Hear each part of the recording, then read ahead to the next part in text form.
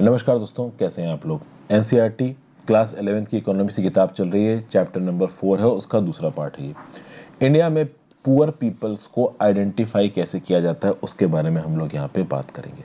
देखिए, इंडिया में पॉवर्टी की प्रॉब्लम है, ये हमने देखा। पिछले वीडियो में हमने उसके बारे में बात भी की है कि बेसिकली अर्बन पॉवर्टी क्या है, रूरल पॉवर्टी क्या है। इससे पहले वाली वीडियो देखिए जाके, या फिर क्लास 11th की एनसीईआरटी की प्लेलिस्ट में चले जाइए मेरी, वहाँ पे आपको ये सब चीज़ें दिख जाएंगी। एक लाइन से आपको वीडियोस मिल जाएंगी। ठीक है भाई। अब कहीं ना कहीं हमें पॉवर्टी की प्रॉब्लम से डील करने के लिए वायबल और सस्टेनेबल स्ट्रैटेजीज चाहिए ताकि पॉवर्टीज को हटाया जा सके। लेकिन सबसे पहली बात यह है कि आपको आइडेंटिफाई करना पड़ेगा कि गरीब है कौन, और उसके लिए आपको एक स्केल डिजाइन करना पड़ेगा जहां से आप पॉवर्टी को मेजर करोगे, और उसके लिए आपको एक क्राइटेरिया फिक्स करना पड़ेगा कि गरीबी क्या होती है। और इसकी सबसे पहली कोशिश हुई थी प्री इंडिपेंडेंट इंडिया में by the grand old man of India, दादा भाई नेहरू जी। दादा भाई नेहरू जी ने पहली बार इनडायरेक्ट तरीके से कॉन्सेप्ट ऑफ पॉवर्टी लाइन को डिस्कस किया था, और पॉवर्टी लाइन को उन्होंने डिसाइड किया था through a menu for the prisoner. उस समय पे जो लोग जेल में बंद रहते थे उनके लिए एक मेन्यू डिसाइड किया दादा भाई नेहरू जी ने। और उन्होंने उस समय पे कुछ दामों को एनालाइज किया मार्केट के, और देखा कि भाई जो जेल में रहने वाला एक एडल्ट पर्सन है, और ऑब्वियस सी बात है जेल में ज़्यादातर एडल्ट पर्सन रहेंगे क्योंकि जो बच्चे होते हैं उनको जेल में बंद नहीं किया जाता है। तो भाई जेल में रहने वाला जो एडल्ट पर्सन है उसके जेल में रहने के बेसिकली क्या कॉस्ट होगी अगर उस समय के मार्केट रेट के हिसाब से चीज़ों के दाम को मेजर किया जाए। तो ये यहाँ पे दादा भाई नेहरू जी ने निकालने की कोशिश की। तो एक जेल में रहने वाला इंडिविजुअल का खर्चा कितना है, दादा भाई नेहरू जी ने निकाला, और उसके बेसिस पे सोसाइटी में रहने वाले जो लोग हैं उनका खर्चा क्या होगा इसको डिवाइस करने की कोशिश की। जिसको भी समझते हैं आगे बढ़ने से पहले वीडियो पे लाइक का बटन जरूर दबा देना, चैनल को शेयर सब्सक्राइब कर देना। इस वीडियो को लाइक जरूर मार दीजिएगा, इससे इंगेजमेंट बढ़ता है। ज्वाइन बटन दबा के आप हेल्प कर सकते हो। एनसीईआरटी 6 से 12 की पॉलिटी, हिस्ट्री, ज्योग्राफी, इकोनॉमी सब कुछ कवर्ड है। इंस्टाग्राम पे फॉलो कर लीजिए, आपकी जर्नी.जॉब दूंगा। टेलीग्राम ग्रुप ज्वाइन कर लीजिए मेरे करंट अफेयर्स के लेक्चर्स की पीडीएफ के लिए। इस पर्टिकुलर लेक्चर की पीडीएफ चाहिए तो एनसीईआरटी की वेबसाइट पे जाइए, सारी की सारी एनसीईआरटी फ्री ऑफ अवेलेबल है, फ्री ऑफ कॉस्ट अवेलेबल है। तो यहाँ पे जेल कॉस्ट ऑफ लिविंग को पहले आइडेंटिफाई किया दादा भाई नेहरू जी ने, और उसके बाद एक्चुअल सोसाइटी में पॉवर्टी लाइन क्या है इसको डिवाइस करने की कोशिश की। तो बेसिकली अगर आप एक्चुअल सोसाइटी की बात करोगे तो एक्चुअल सोसाइटी में एडल्ट्स के साथ साथ बच्चे होते हैं। जेलों में जैसा कि मैंने आपको बताया कि ज़्यादातर एडल्ट्स को बंद किया जाता है, बच्चों को चाइल्ड केयर होम्स में भेजा जाता है। उस समय पे भी कुछ ऐसा ही था। तो जेल में अगर आप पॉवर्टी के लेवल को डिवाइस कर रहे हो तो एक एडल्ट के लिए डिवाइस कर रहे हो। अब बच्चों के लिए जो सोसाइटी है, सोसाइटी में बच्चे एडल्ट दोनों हैं, तो सोसाइटी के हिसाब से पॉवर्टी लाइन को यहाँ पे कैसे डिवाइस किया दादा भाई नेहरू जी ने, ये देखते हैं। दादा भाई नेहरू जी ने ये माना कि मान लीजिए एक देश की 1/3 आबादी बच्चों की है, तो उन 1/3 आबादी में दो प्रकार के बच्चे होंगे।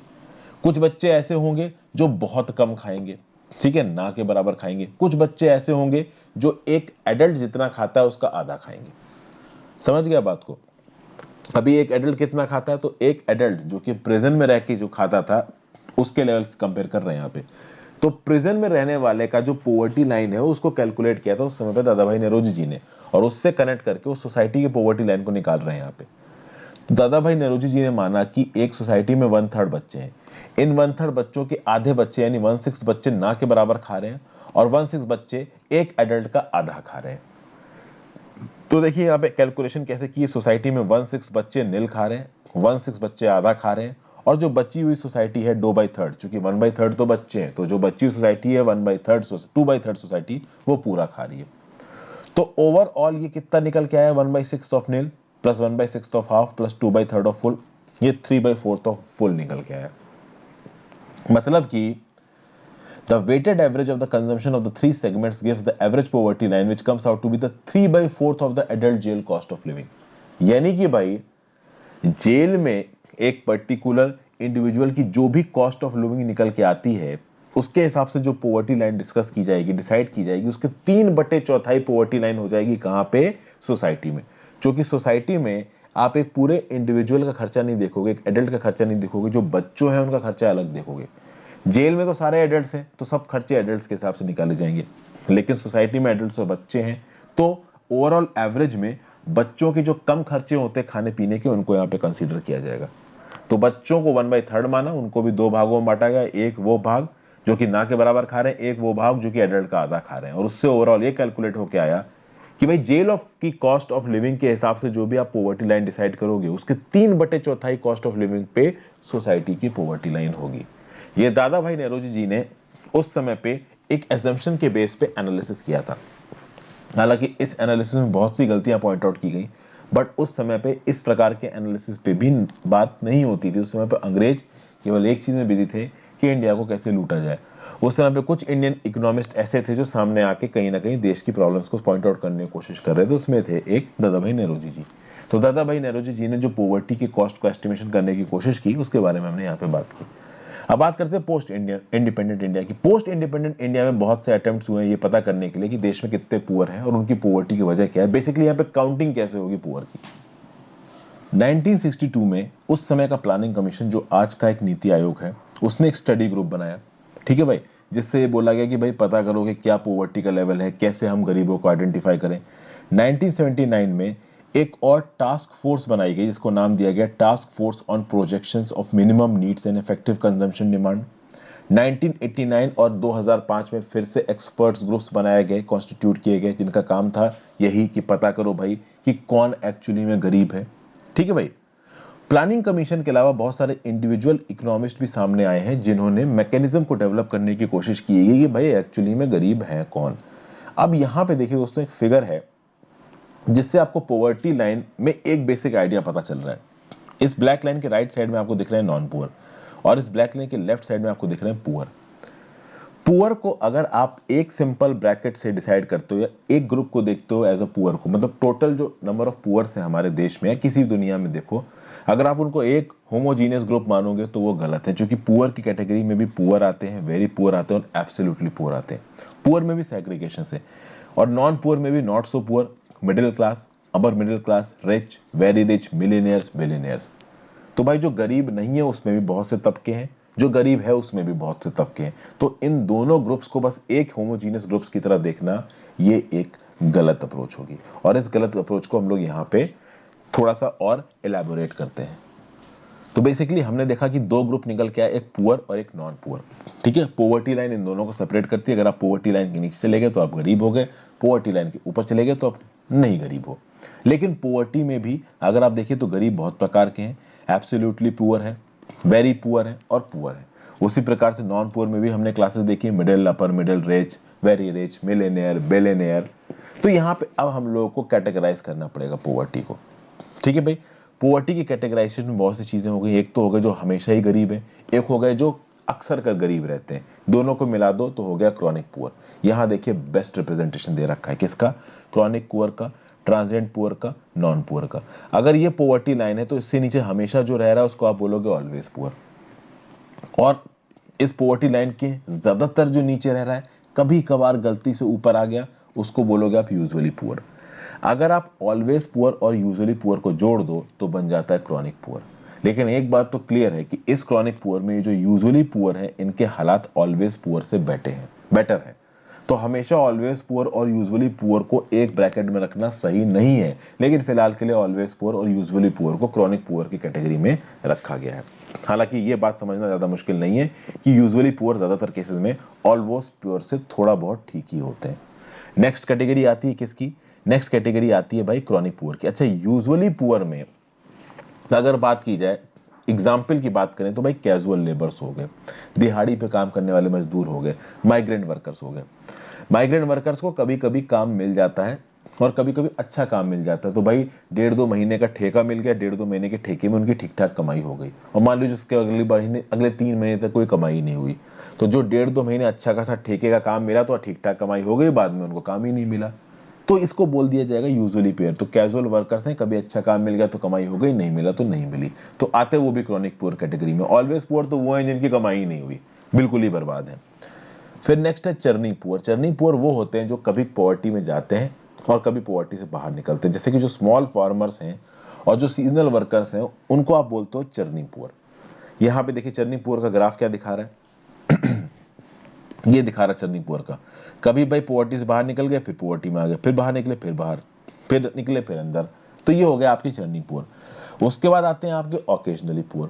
ओकेजनली पुअर का मतलब क्या हो गया कि भाई वैसे तो उनके पास नॉर्मल कर पैसा होता है कि वो पुअर की कैटेगरी में नहीं आते हैं, बट कभी कभार अगर किस्मत खराब चली तो वो पुअर की कैटेगरी में आ जाएंगे। समझ गए? तो यहाँ पे देखिए, ये रहा आपके ऑकेजनली पुअर। वैसे तो वो पुअर कैटेगरी के ऊपर है, ठीक है, लेकिन कभी कभार काम नहीं मिला या कुछ खराब किस्मत हो गई तो वो ऑकेजनली पुअर यानी पुअर कैटेगरी के नीचे पहुंच जाएंगे।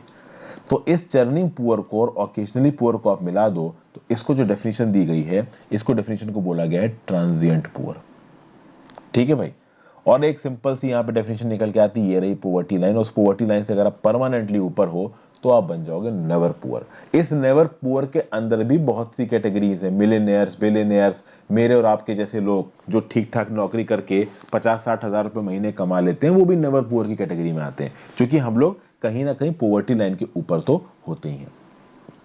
ठीक है, तो ये पोवर्टी का कैटेगराइजेशन हो गया अलग अलग कैटेगरीज में। पोवर्टी लाइन की बात की जाए तो ये भी अपने आप में एक ट्रिकी कंसेप्ट समझने के लिए। देखिए पोवर्टी लाइन होता क्या है, पोवर्टी को मेजर करने के बहुत से अलग अलग तरीके हैं। एक तो पोवर्टी को मेजर करने का तरीका है कि भाई आप मॉनेटरी वैल्यू निकाल दो मिनिमम कैलोरी इनटेक की। समझिए बात को, एक particular person per capita expenditure, समझिए यहाँ पे एक पर्टिकुलर पर्सन जहां पे भी रह रहा है उसका जो मिनिमम कैलोरी इनटेक को अगर मेजर करना हो, जैसे कि भाई जो लोग गांव के इलाके में रहते हैं उनका मिनिमम कैलोरी इनटेक माना गया है एक एडल्ट का 24 कैलोरीज पर डे, और अर्बन इलाके में रहने वाले एक पर्सन का मिनिमम कैलोरी इनटेक माना गया है एक दिन का 2100 कैलोरीज पर डे।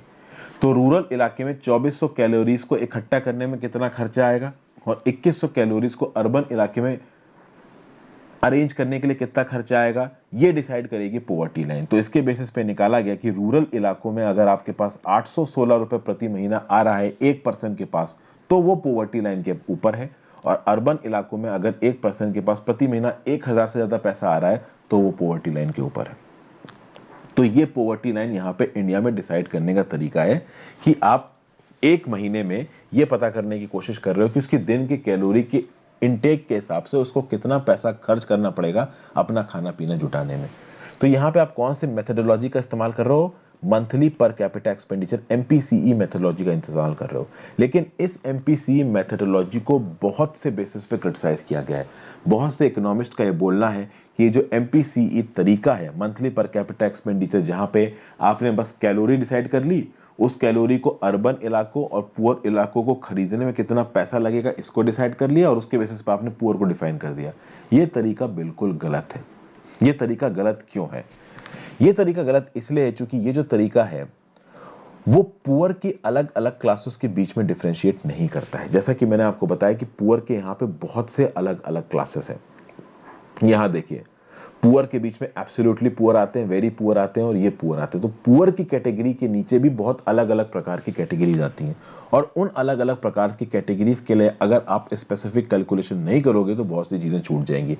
सिर्फ इनकम को, और वो इनकम भी फूड के हिसाब से कैलकुलेट करके आपने बता दिया कि हाँ भाई ये हो गई मिनिमम पोवर्टी लाइन, ये सही नहीं है।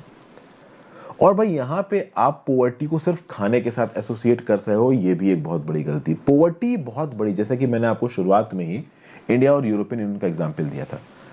अगर आपके पास बेसिक एजुकेशन नहीं है तो भी आप गरीब हो, अगर आपके पास हेल्थ केयर नहीं है तो भी आप गरीब हो, अगर आपके पास पीने का पानी नहीं है तो भी आप गरीब हो, अगर आपके पास ठीक ठाक स्वच्छ सुविधाएं नहीं है, सैनिटेशन नहीं है तो भी आप गरीब हो।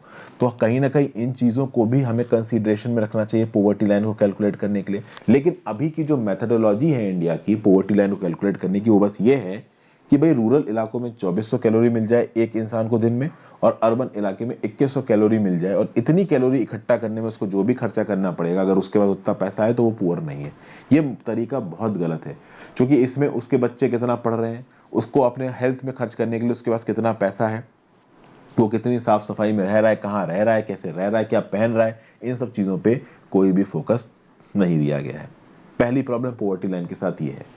दूसरी प्रॉब्लम पोवर्टी लाइन के साथ ये है कि कभी कभी हमारे सामने कुछ ऐसे सोशल फैक्टर्स आ जाते हैं जिसकी वजह से कम पढ़ा लिखा होना, खराब हेल्थ होना, lack of access to resources होना, ठीक है, discrimination of lack and civil and political freedoms होना। मैं आपको एक एग्जांपल बताता हूँ, मैनुअल स्कैवेंजिंग। मैनुअल स्कैवेंजिंग में कास्ट डिस्क्रिमिनेशन इनबिल्ट है। कुछ कास्ट के लोगों से एक्सपेक्ट किया जाता है कि वो मैनुअल स्कैवेंजर की तरह काम करेंगे। अब वो नहीं करना चाहते हैं तो भी उनको मजबूर किया जाएगा कि ये काम करेंगे। अभी अगर वो अपनी कास्ट की डिस्क्रिमिनेशन के चलते, अपनी सोशल डिसएडवांटेज के चलते मैनुअल स्कैवेंजिंग का काम करते हैं और बीमार पड़ जाते हैं, तो भाई कहीं ना कहीं ये तो उनके खिलाफ आप कह सकते हो ना अत्याचार है। तो क्या वो पॉवर्टी लाइन के अंदर नहीं आएंगे? बिल्कुल नहीं आएंगे। लेकिन जो प्रेजेंट मेथोडोलॉजी है कि भाई खर्चे के हिसाब से आप पॉवर्टी लाइन डिसाइड कर रहे हो, वो इस तबके को इग्नोर कर देगी।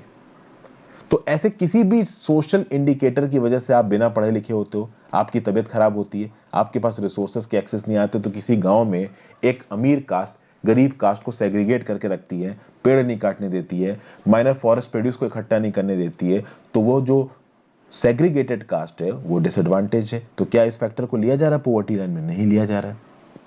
तो समझ गए ना, बहुत से ऐसे बेसिस निकल के आते हैं इंडिया में जिसके बिहाफ पे आपको पॉवर्टी लाइन को कैलकुलेट करना चाहिए, बट हम कैलकुलेट नहीं करते। हमने सिंपल से एक पैसे का मैकेनिज्म निकाल दिया है और उसके बेसिस पे हम लोग पॉवर्टी लाइन को कैलकुलेट कर रहे हैं, जो कि बिल्कुल भी सही नहीं है।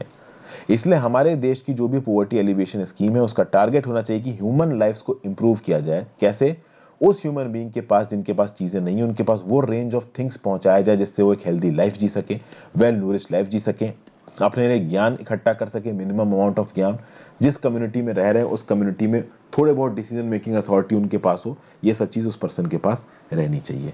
तो डेवलपमेंट क्या है?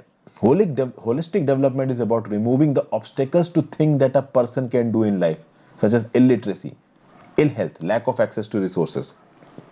तो illiteracy, ill health, lacks of access to resources की वजह से अगर आपका डेवलपमेंट नहीं हो रहा है तो इसको हटाओ, और इसको हटाना ही रियल में पॉवर्टी का रिमूवल है, जिसके ऊपर सरकार ध्यान नहीं देती। सरकार क्या बोलती है कि भाई हमारी इकोनॉमी में ग्रोथ का रेट अच्छा है, एग्रीकल्चर प्रोडक्शन अच्छा है, मनरेगा के थ्रू और थोड़ा बहुत लैंडलेस लेबरर्स को हम लोग काम देके रूरल एरियाज में एम्प्लॉयमेंट लेके आ रहे हैं, हम लोग इकोनॉमिक रिफॉर्म पैकेज लेके आए 1990s में, जिससे ओवरऑल पॉवर्टी लेवल्स कम हुए, हमारी देश की पर कैपिटा इकोनॉमी बढ़ी, पर कैपिटा इनकम बढ़ी।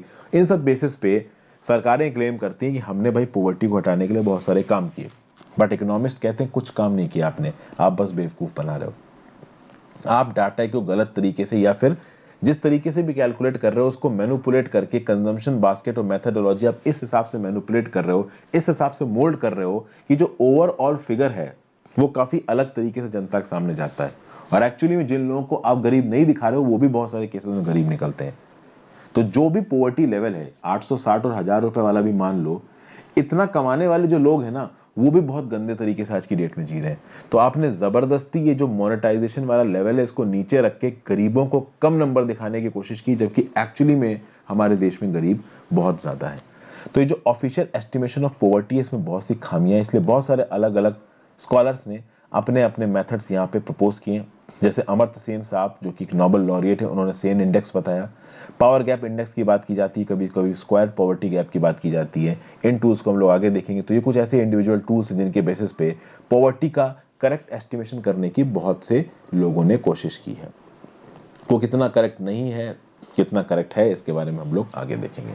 नेक्स्ट वीडियो में बात करेंगे कि एक्चुअली में पॉवर्टी से रिलेटेड इंडिया में स्टैटिस्टिक्स कितने हैं, कितने नंबर ऑफ पुअर है इंडिया में।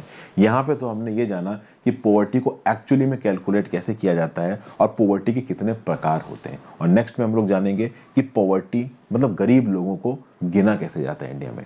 So thank you for watching this video friends. I hope आपको इस वीडियो में काफ़ी कुछ सीखने को मिला होगा। अपने व्यू पॉइंट नीचे कमेंट बॉक्स में जरूर दीजिएगा। Good bye.